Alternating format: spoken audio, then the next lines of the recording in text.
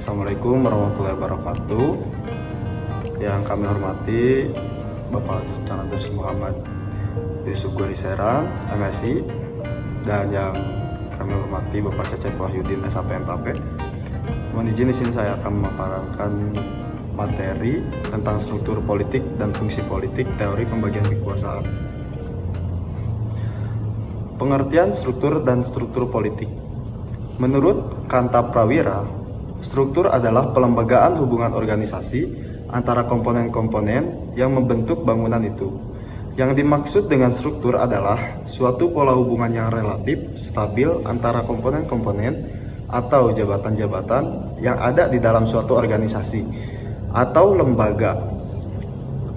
Kanta Prawira menjelaskan bahwa struktur politik sebagai salah satu spesies struktur pada umumnya selalu berkenaan dengan alokasi nilai-nilai bersifat otoritatif, yaitu yang dipengaruhi oleh distribusi serta penggunaan kekuasaan.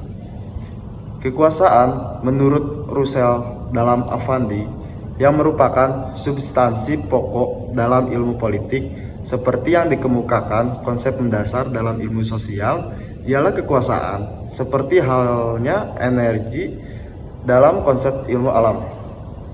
Tanpa energi takkan ada yang terjadi.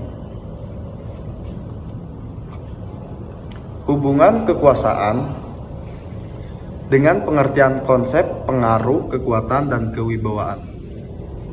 Pengaruh adalah kekuasaan psikologis yang menunjukkan atas orang lain. Pengaruh dapat didasarkan atas berbagai faktor objektif atau faktor-faktor subjektif seperti erotis, kepandaian, atau kemahiran artistik.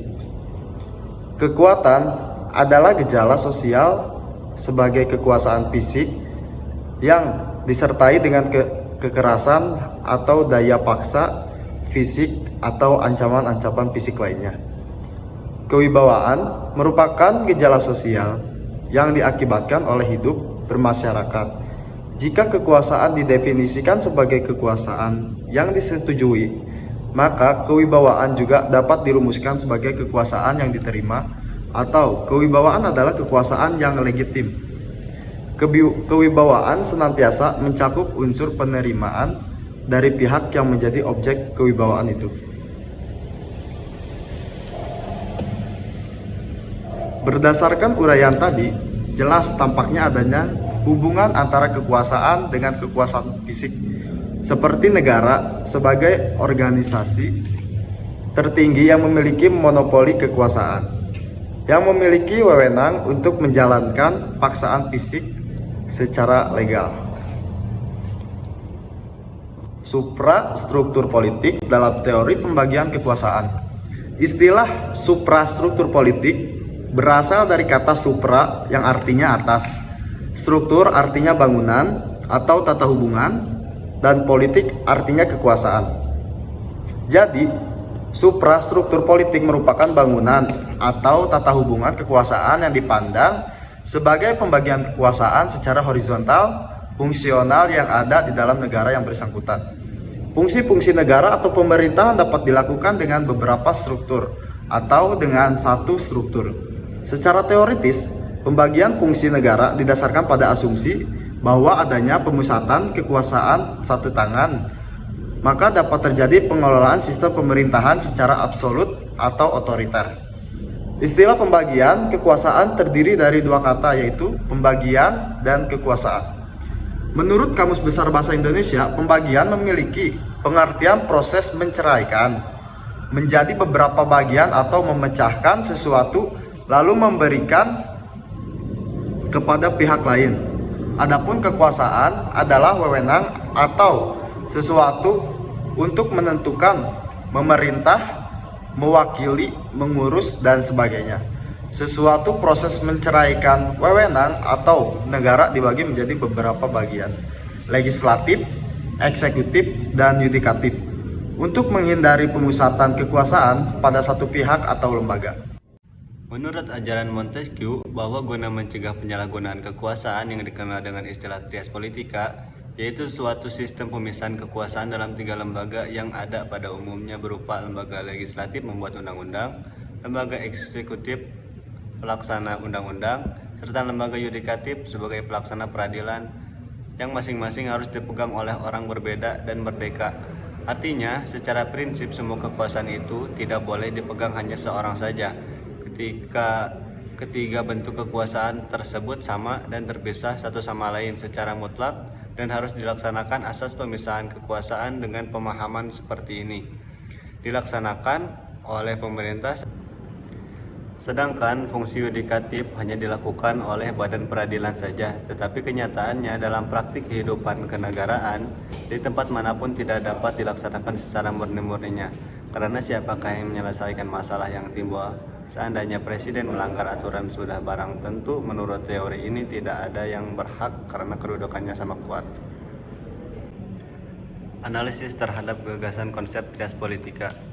Untuk menganalisis gagasan konsep trias politika mengacu pada cara berpikir yang dikemukakan tim Greenman Community, pemahaman pola-pola penalaran ilmu-ilmu pada umumnya untuk mendukung teori utama tersebut, maka teori pemisahan dan pembagian kekuasaan trias politika dijadikan sebagai teori menengah middle range theory, yakni konsekuensi logis pencerminan konsep negara hukum. Hal ini didasarkan pada pemahaman bahwa pemisahan atau pembagian kekuasaan dalam sebuah negara penting untuk dilaksanakan dengan tujuan.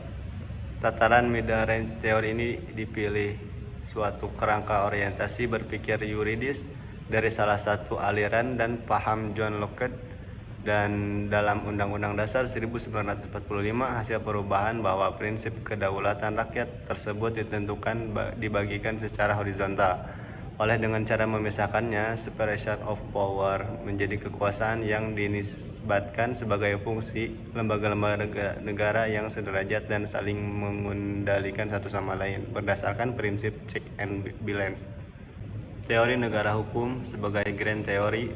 Menurut J.J. Von Smith yang dikutip oleh Talha, bahwa Plato adalah untuk yang pertama kali mengemukakan tentang cita negara hukum dan kemudian dipertegas oleh Aristoteles. Kontribusi pemikiran Plato yang terpenting adalah pandangannya mengenai ide seperti tercermin dalam karya bukunya Politeia. Menurut Basa, Affandi, dan Smith dalam Talha menjelaskan bahwa paling tidak ada 3 karya Plato yang sangat relevan dengan masalah kenegaraan, yaitu yang pertama ada Politeia atau De Republica, yang kedua ada Politikos atau The Statement, dan yang ketiga ada Nomoi atau The Law. Pembagian kekuasaan sebagai middle range theory.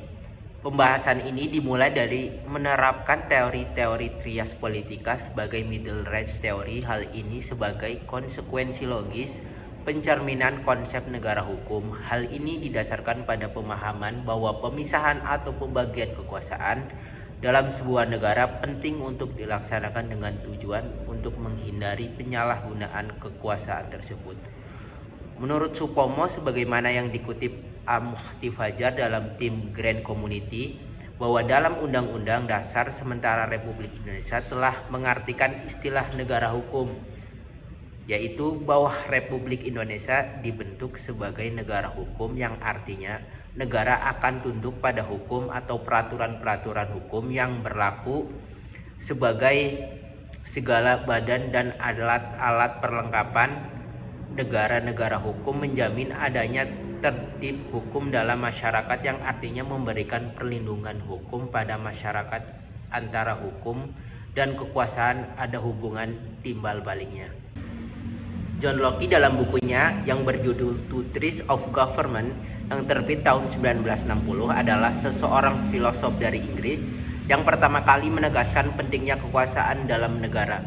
Dipisahkan, pertama kekuasaan membentuk peraturan-peraturan dan undang-undang legislatif. Yang kedua kekuasaan eksekutif.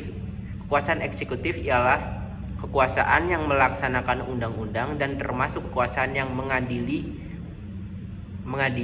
sebagai judiciary, yaitu termasuk pelaksanaan undang-undang. Dan yang ketiga ialah kekuasaan federatif, ialah kekuasaan yang meliputi kekuasaan yang mengenai perang dan damai membuat perserikatan. Kelembagaan negara kalau dilihat dari perspektif sistem politik merupakan sumber suprastruktur politik. Yang pertama ada kekuasaan legislatif. Kekuasaan legislatif adalah kekuasaan untuk membuat undang-undang. Yang kedua ada kekuasaan eksekutif, ialah kekuasaan yang meliputi penyelenggaraan undang-undang. Dan yang terakhir ada kekuasaan yudikatif, adalah kekuasaan mengadili atas pelanggaran undang-undang. Sekian penjabaran materi dari kelompok kami. Atas kekurangan dan kesalahannya kami mohon maaf. Wassalamualaikum warahmatullahi wabarakatuh.